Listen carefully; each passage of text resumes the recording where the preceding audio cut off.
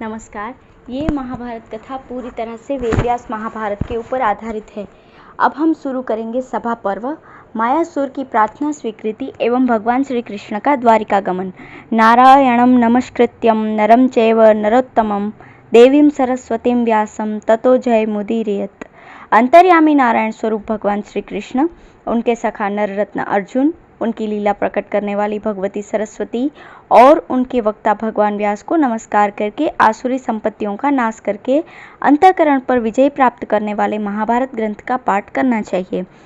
वैशंपायन जी कहते हैं, जन्मेजय, अब मायासुर ने भगवान श्री कृष्ण के पास बैठे हुए अर्जुन की बार बार प्रशंसा की और हाथ जोड़कर मधुर वाणी से कहा, वीरवर अर्जुन, भगवान श्री कृष्ण अपना चक्र चलाकर मुझे मार डालना चाहते थे और अग्निदेव चाहते थे कि इसे जला डालूं।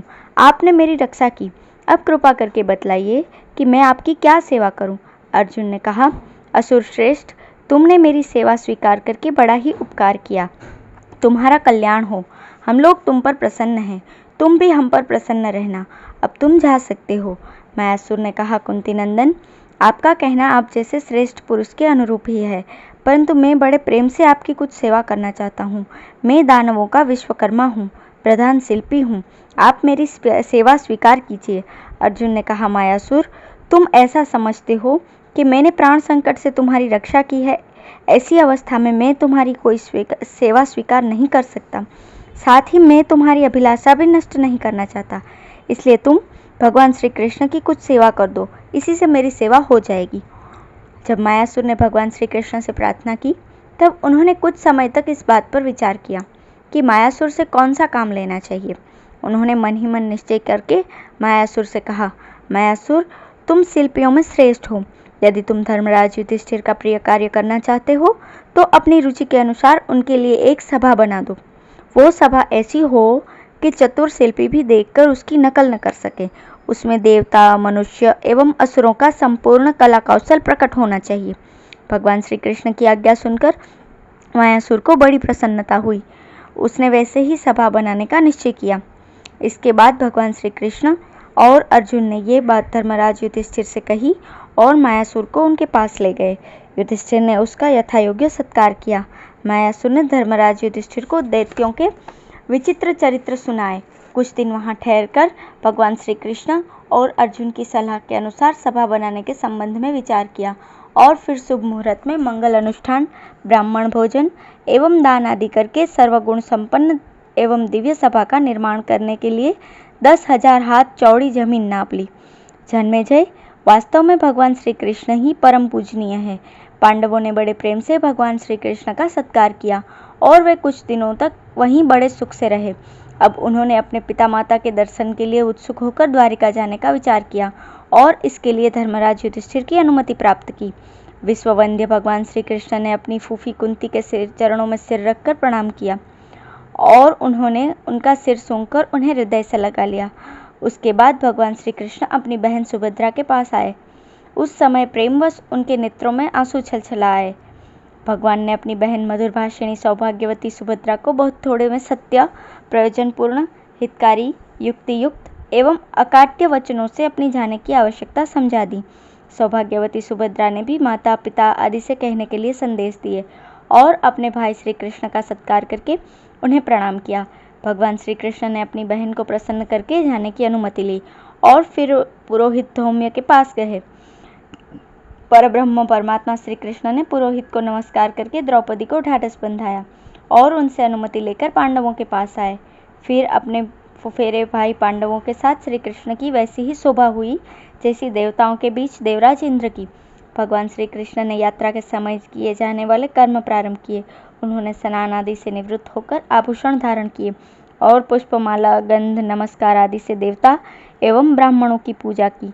जब सब काम समाप्त हो चुका तब वे बाहर की ड्योढ़ी पर आए।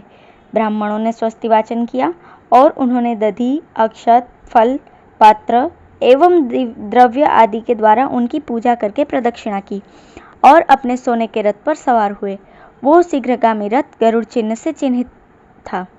ध्वजा, गदा, चक्र, तलवार, शांग धनुष आदि आयुधों से युक्त था।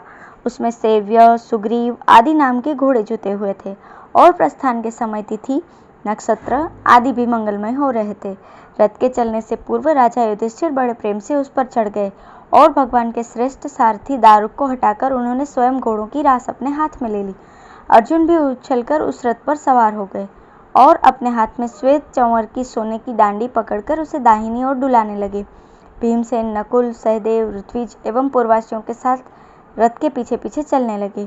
उस समय अपने फुफेरे भाइयों के साथ भगवान श्री कृष्ण की झांकी ऐसी मनोहर हुई मानो अपने प्रेमी शिष्यों के साथ स्वयं गुरुदेव ही यात्रा कर रहे हों।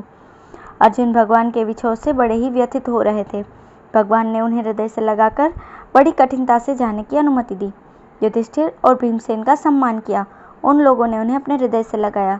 नकुल, सहदेव ने उनके चरणों में नमस्कार किया। अब तक रथ 2 कोस जा चुका था। भगवान ने इसी प्रकार युधिष्ठिर को लौटने के लिए राजी किया और धर्म के अनुसार उनके चरण छूकर नमस्कार किया। युधिष्ठिर ने उन्हें उठाकर सिर सूंघा और उनको जाने की अनुमति दी। भगवान श्री कृष्ण ने उनसे पुनः लौटने की प्रतिज्ञा की। किसी प्रकार अनुचरों के साथ उनको लौटाया और फिर द्वारिका की यात्रा की। जहाँ तक रथ दिखता रहा, पांडवों के नेत्र उन्हीं की ओर एकटक लगे रहे और वे मन ही मन उनके पीछे चलते रहे। अभी पांडवों का प्रेम पूर्ण मन अतृप्त ही था कि उनके नयनों के तारे जीवन सर्वस्व भगवान श्री कृष्ण उनकी आंखों से ओझल हो गए। पांडवों के मन में कोई स्वार्थ नहीं था, फिर भी उनके मन की समस्त वृत्तियां श्री कृष्ण की ओर ही बही जा रही थी। उनके चले जाने पर वे चुपचाप लौटकर अपनी नगरी में चले आए। भगवान श्री कृष्ण का गरुड़ के समान शीघ्रगामी रथ भी द्वारिका की ओर बढ़ने लगा। उनके साथ दारुक सारथी के अतिरिक्त यदुवंशी वीर सात्यकी भी थे। कुछ ही समय में भगवान श्री कृष्ण बड़े आनंद से द्वारका पहुंच गए। उग्रसेन आदि यदुवंशियों ने नगर के बाहर आकर उनका सम्मान किया। भगवान ने राजा उग्रसेन, माता पिता और भाई बलराम जी को क्रमशः नमस्कार किया और अपने पुत्र प्रद्युम्न, सांब, चारुदेशण आदि को हृदय से लगाकर गुरुजनों की आज्ञा के अनुसार रुक्मिणी के महल में प्रवेश किया। धन्यवाद।